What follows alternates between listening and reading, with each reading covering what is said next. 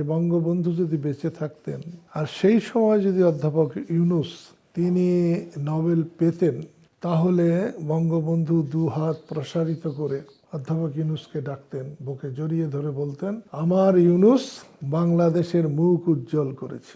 এই যে গ্রামীণ ব্যাংক, এই শব্দটা বাদ দিয়ে যদি বাংলাদেশ করা হতো, এই ৮৭,০০০ লক্ষ সদস্য বাদ দিয়ে যদি ১৬ কোটি নাগরিক বলা হতো।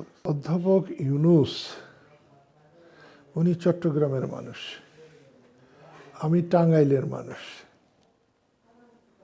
বঙ্গবন্ধুর হত্যার প্রতিবাদ করে আমি যখন নির্বাসনে ছিলাম, তখন উনি গ্রামীণ ব্যাংকের জন্ম দেন এবং সেটা টাঙ্গাইলের আমার পাড়া, যেটা আকুরঠাকুর পাড়া, সেই আকুরঠাকুর পাড়াতেই উনি এই গ্রামীণ ব্যাংকের প্রতিষ্ঠা করেছিলেন। খুব সম্ভবত ৮ বছর অথবা ১৩ বছর উনি ওখানে কাজ করেছেন। উনি যখন নোবেল পেয়েছেন তখনও আমি ভারতে ছিলাম। আমি দেশে এসেছি ৯০ সালে। আসার পরে দু একবার ওনার সঙ্গে এমনি আমার দেখা সাক্ষাৎ, কথাবার্তা হয়েছে। আমার কাছে নোবেল পাওয়ার মতো উপযুক্তই তাকে আমার মনে হয়েছে। এরপরে খুব সম্ভবত ১১ বা ১২ সালে ওনার গ্রামীণ ব্যাংক নিয়ে খুব টানাটানি শুরু হয়। তখন ডক্টর কামাল হোসেন আমাকে বলেছিলেন, সিদ্দিকী সাহেব, আপনি ইউনূসের কাছে একটু যান, দেখা করেন, কথা বলেন, তাতে সে জোর পাবে, তার মনোবল বৃদ্ধি হবে। আমি এই জন্যে তার কাছে গেছি। প্রথম আমি তার কাছে গেছিলাম, ওনার একটা লেখা আছে, মনে হয় ১৩-১৪ পৃষ্ঠা বা একটু বেশি হবে। ওই লেখাটা ডক্টর কামাল হোসেন আমাকে দিয়েছিলেন, গ্রামীণ ব্যাংক এবং তার সমস্যা সমাধান এরকম নিয়ে। সেখানে ৮৭ লক্ষ গ্রামীণ ব্যাংকের সদস্যকে তারই অসুবিধা সুবিধা নিয়ে উনি ওই পুস্তিকাটি তৈরি করেছিলেন। আমি যাওয়ার পরে আমি তাকে অনেক আলাপ আলোচনার এক পর্যায়ে বলেছিলাম যে এই যে গ্রামীণ ব্যাংক, এই শব্দটা বাদ দিয়ে যদি বাংলাদেশ করা হতো, এই ৮৭,০০০ লক্ষ সদস্য বাদ দিয়ে যদি ১৬ কোটি নাগরিক বলা হতো, তাহলে আপনার এই সমস্ত লেখার সঙ্গে আমি একমত ছিলাম। আমি আপনার গ্রামীণ ব্যাংকের জন্যে চিৎকার চেঁচামেচি ছুটাছুটি করতে পারি না, আমি বাংলাদেশের জন্য করি। উনি সেদিন সাথে সাথে বলেছিলেন, আপনার কথার যুক্তি আছে, আমি আজকের থেকে এটাকে আমি আমার মাথায় রাখলাম, গ্রামীণ ব্যাংক নয়, আমি বাংলাদেশ নিয়েই গ্রামীণ ব্যাংকের মতো করে ভাবব। আমার তার কথাটা খুব পছন্দ হয়েছিল, ভালো লেগেছিল। ওর পরে আমি অনেকবার গেছি, আমার দলের প্রতিনিধি হিসাবে আমার পরিবারের সব লোকজন নিয়ে গেছি। এমনি খুবই সাদা সিধা সহজ সরল মানুষ, আমাদের তাকে খুবই ভালো লেগেছে।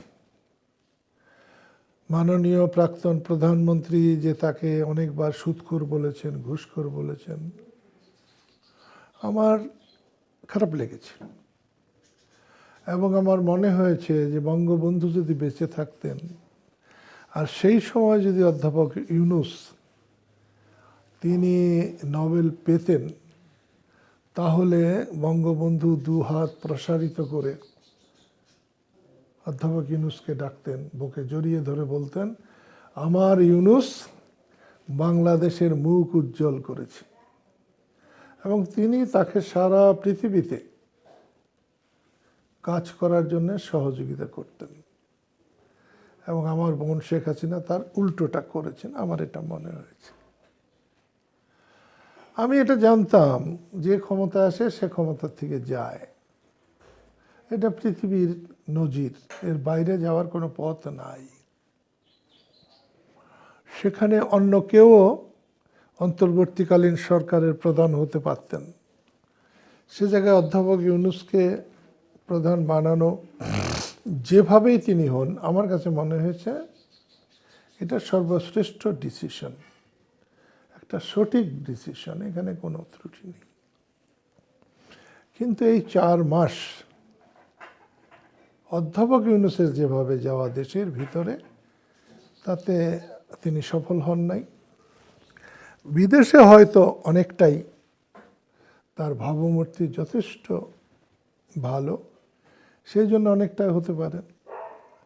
কিন্তু দেশকে, দেশের মানুষের আস্থা রাখতে হলে আরো গতি আসতে হবে। মানুষের যা আশাকাঙ্ক্ষা, যা ইচ্ছা, তা পূরণ করতে হবে। সেই ক্ষেত্রে অনেকটা পিছিয়ে আছে এবং তার একা তো কোনো কাজ করা সম্ভব না। তার যে পরিষদ তার জন্য যোগ্য হয় নাই।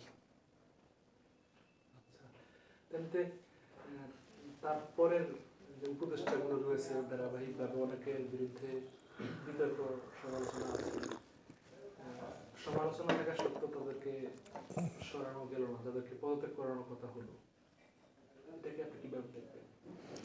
আসলে এখন বাংলাদেশে কারো বিরুদ্ধে কোনো অভিযোগ নাই এমন ফেরেশতা আপনি পাবেন না। একজনের পছন্দ মতো হলে সে পক্ষে বলে, পছন্দ না হলে বিপক্ষে বলে।